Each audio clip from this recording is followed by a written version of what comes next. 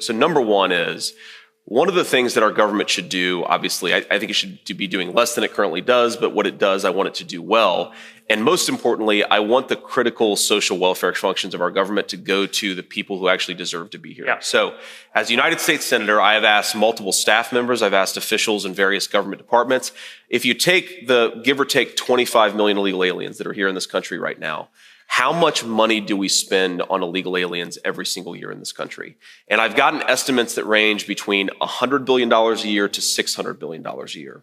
And where does that money come from? Well, it comes from healthcare benefits. Even though illegal aliens aren't entitled to Section 8 housing, their children are entitled to Section 8 housing. There's also a lot of Social Security fraud, a lot of Medicare fraud.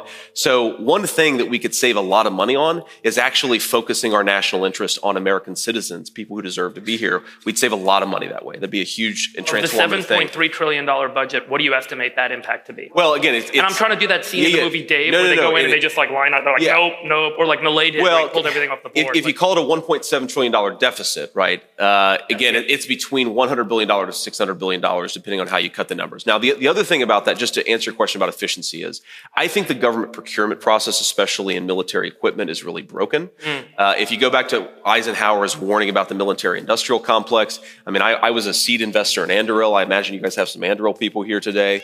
We had Palmer Luckey here 2 years company. ago. Yeah, great chat with Jake.